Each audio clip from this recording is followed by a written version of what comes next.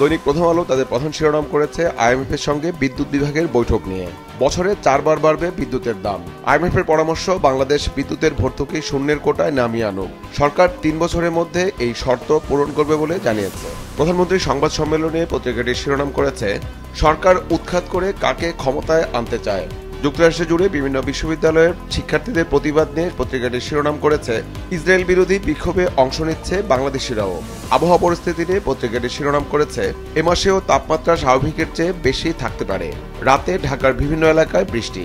Economic reporters ফোরামে সাবেক গভর্নরের একক বক্তৃতা নিয়ে পত্রিকাটির শিরোনাম করেছে যে যত শক্তিমান বড় খেলাপি তার সুদ্ম কপু তত বেশি।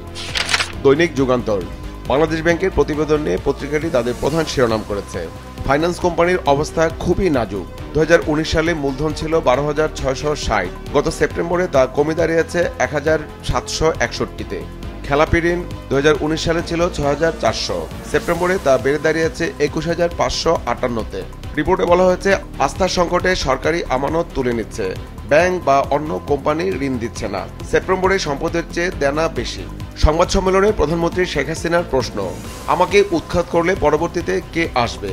পত্রিকাটি এক কলামের একটি শিরোনাম করেছে, স্বস্তির বৃষ্টিতে বজ্রপাতে মৃত্যু 10, হিটস্ট্রোকে আরও 5 জনের মৃত্যু। উপজেলা নির্বাচন নিয়ে পত্রিকাটি একটি এক কলামে শিরোনাম করেছে, এমপিদের প্রভাব বন্ধে সংসদকে চিঠি দিচ্ছে ইসি। দৈনিক সমকাল তাদের প্রধান শিরোনাম করেছে বাংলাদেশ বিদ্যুৎ উন্নয়ন বোর্ডকে নিয়ে। শিরোনামে বলা হচ্ছে, দেনা লোকসানে পিডিবি, তবু নতুন বিদ্যুৎ কেন্দ্র। বিদ্যুৎ উৎপাদনের সক্ষমতা 26,844 মেগাওয়াট। এবছর সর্বোচ্চ চাহিদা 17,800।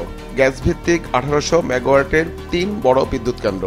2022-23 অর্থ বছরে পিডিবির লোকসান 51,300 কোটি টাকা। ক্যাপাসিটি চার্জ 17 বছরে 1,05,000 কোটি টাকার। দেনা সামলাতে 10,591 কোটি টাকার বড় বন্ড ইস্যু। সাবেক গভর্নর ডক্টর ফরাসউদ্দিন আহমেদের বক্তৃতা নিয়েও পত্রিকাটি শিরোনাম করেছে, বারবার ঋণ পুনঃতফসিলের কারণে টাকা ছাপাতে হচ্ছে। পত্রিকাটি যুক্তরাষ্ট্রের বিক্ষোভ নিয়েও শিরোনাম করেছে, ফিলিস্তিন সমর্থকদের উপর পুলিশের বর্বরতা। দৈনিক বাংলাদেশ প্রতিদিন প্রধানমন্ত্রীর সংবাদ সম্মেলনকে ঘিরে তাদের প্রধান শিরোনাম করেছে, সংবাদ সম্মেলনে প্রধানমন্ত্রী শেখ হাসিনা, আমাকে সরিয়ে কাকে আনবে। যুক্তরাষ্ট্রভিত্তিক একটি প্রতিষ্ঠানের বিশ্ববিদ্যালয়ের র্যাঙ্কিং নিয়ে পত্রিকাটি একটি শিরোনাম করেছে, এশিয়ার সেরা 300-তে নেই বাংলাদেশি বিশ্ববিদ্যালয়। মিল্টন সমাদ্দারকে নিয়ে পত্রিকাটি একটি শিরোনাম করেছে, রহস্যে ঘেরা মিল্টন সমাদ্দার, বের হচ্ছে ভয়ঙ্কর সব তথ্য। কিডনি অঙ্গ প্রত্যঙ্গ পাচারের অভিযোগ, রাতের আধারে দাফন, মৃত্যু সনদ বানাতেন নিজেই। আবহাওয়া পরিস্থিতি নিয়ে পত্রিকাটি একটি শিরোনাম করেছে, অবশেষে স্বস্তির বৃষ্টি, টানা 33 দিন তাপপ্রবাহে দেশ, আরও 2 দিনের হিট অ্যালার্ট জারি, সুন্দরবনে বাঘের মৃত্যু। উপজেলা নির্বাচন নিয়ে পত্রিকাটির আরেকটি শিরোনাম করেছে, মন্ত্রী এমপিদের প্রভাব ঠেকাতে চিঠি, থামছে না আচরণবিধি লঙ্ঘন, ছড়িয়ে পড়েছে সংঘাত। পাবনায় পুলিশ চেয়ারম্যান প্রার্থীদের সমর্থকদের সংঘর্ষে 2 জন গুলিবিদ্ধ। দৈনিক কালবেলা তাদের প্রধান শিরোনাম করেছে, মিল্টন সমাদ্দারকে নিয়ে, আইনের জালে ধরা মিল্টন, মানবতার আড়ালে অপকর্ম। গ্রেফতারের খবরে মুখ খুলছেন ভুক্তভোগীরা। একদিনে 3 মামলা, ডাক্তারের সিল স্বাক্ষর জাল করে মৃত্যু সনদ, ঘুষ দিয়ে মরদেহ দাফনের দাবি মিথ্যা।